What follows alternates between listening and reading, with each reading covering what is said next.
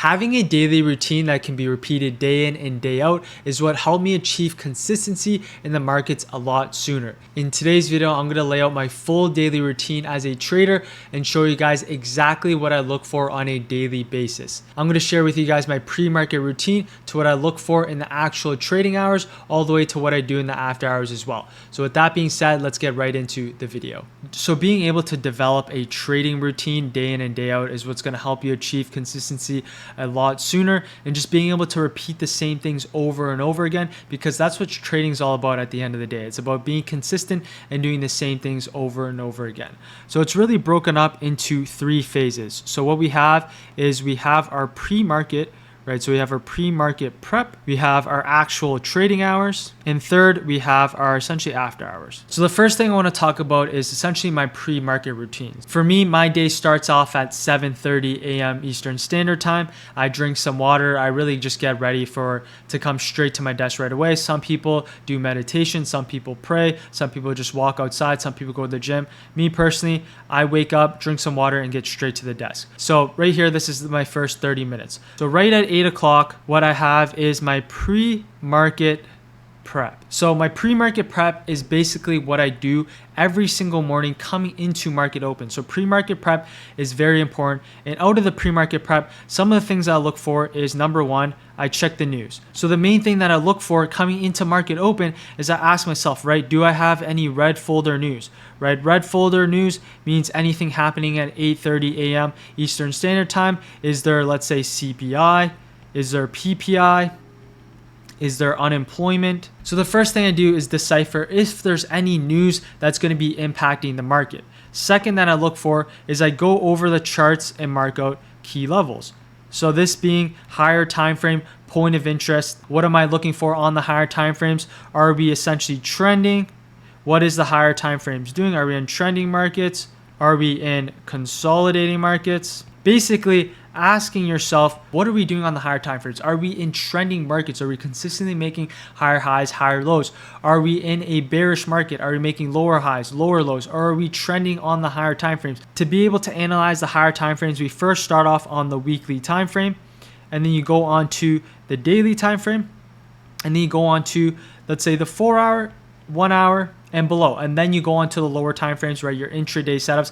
But you first want to start off on the higher time frames and then make our way down to the lower time frame. So based off of the higher time frames, we can have a potential higher time frame setup, or we have no higher time frame setup. So based off these 2 scenarios, we're either going to have a higher time frame setup or we're not going to have a higher time frame setup. This is very important and very crucial to understand if we're going to be putting on size, if we're going to have a potential trending day, or we're just going to consolidate on the higher time frames. So after I mark out my key levels, I go over what's happening on the higher time frames. I then can go over my checklist, right? I can go over my rules. I go over my checklist coming into the market open. So this usually takes me around an hour to do. So it brings me to 9 a.m. So basically 30 minutes before market opens. It's around 9 a.m. now, and I'm going to basically lay out my game plan. So I'm going to lay out my game plan, build the thesis coming into market open, right? I'm going to have my bull case scenario.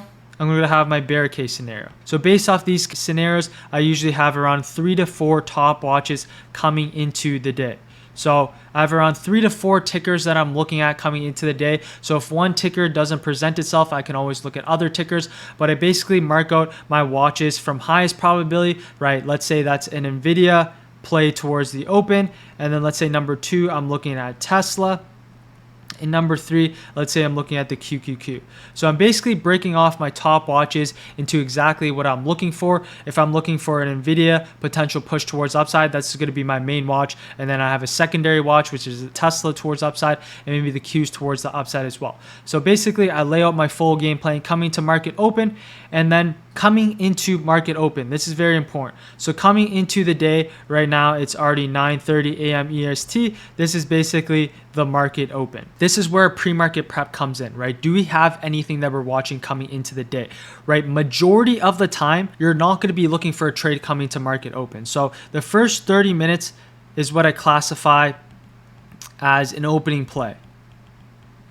Right, so the first 30 minutes of market open is what I classify as an opening play majority of the time, right? You have to come into the market with the mindset of you're not going to take any trades. You're not going to take any trades unless you see an opening play forming. And that's what you do in the pre-market. So you ask yourself, do we have any opening plays coming into market open? If we don't have any opening plays, then we're going to wait for basically the first 30 minutes to play out.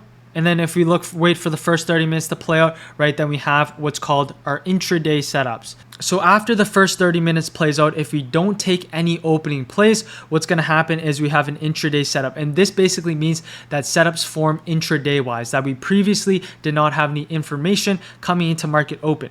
So we're basically now going to be looking for intraday setups. This can be our 5-minute opening range. This could be a previous day high or previous day low, break and retest. This could be an order block retest, right? So there's different types of intraday setups, and these happen after the market opens around 30 minutes. And we're basically going to be looking for potential setups, right? If we're not looking for the opening plays, we're going to be looking for intraday setups, right? This basically means you don't really have a higher time frame thesis. It's all just done intraday setups. So this really takes me to around 11 a.m. For me personally, I only trade for the first hour to an hour and a half, right? The reason why I stopped trading at 11 a.m. is because there's less liquidity, less momentum, less continuation, and less volatility. The reason why I only stick to the first hour to an hour and a half is because of the things that I just outlined, right? There's less liquidity after 11 a.m. There's less momentum, less continuation, less volatility. Generally speaking, you don't want to be trading after 11 a.m. unless you have an A+ setup, right? If there's an A+ setup, or we have trending markets, right? Besides that, you don't really want to be taking trades on a day-to-day basis after 11 a.m. just due to all the things that I outlined as well. And you really don't want to be stuck at the screens all day, right? That's not really the point of day trading. Stucking at the screens all day kind of drains your energy. You're not going to be as sharp later into the day. If there's nothing that forms, right, just wait another day. The markets are always going to be there. So this happens all within market open. I try and get all my trades done before 11 a.m. and then I kind of just call it a day. And then after 4 p.m., what I have is now your after hours, right? So you have your after hours. Majority of the work, as I mentioned, is done before and after the market hours, right? During market hours, you're really being patient, waiting for those setups, but majority of the work is done during those times that you're actually not trading. So during this time, in the after hours, what you can be doing is journaling. You can be back testing. Number 3, you can be refining your playbook. Number 4 is really see what you can improve on. So really after hours is very important, right? You can journal, you can back test, refine your playbook and see what you improve on. The main thing that I want to touch up on is journaling, right? Journaling is very important, right? Winning, losing, right? It doesn't matter if you win or lose, right? You have to be journaling your trades, right? When you're journaling your trades, see what setups that you're taking, see what type of setups that were within your playbook, how much you were risking, right? What was the trade thesis? What are some things I can improve on? And there's just so much more that comes into journaling, right? Journaling is one of the most important things that you have to understand and that you have to do on a day-to-day basis, right? These are some non-negotiables that you have to be doing every single day. It doesn't matter what level of trader you're at.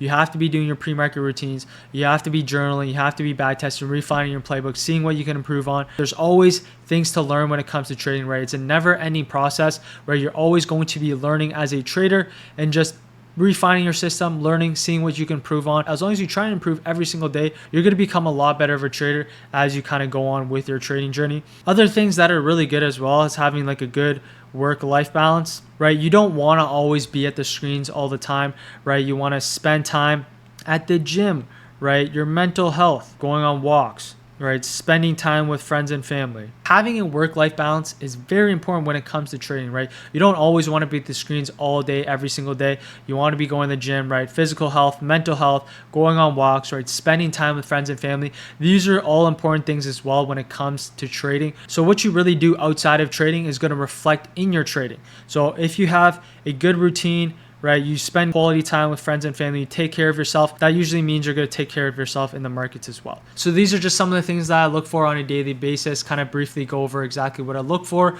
If you guys want to see my pre-market prep, I stream every single morning at 8 a.m. Eastern Standard Time for free for you guys. So you guys can see exactly what I'm looking for coming into the day.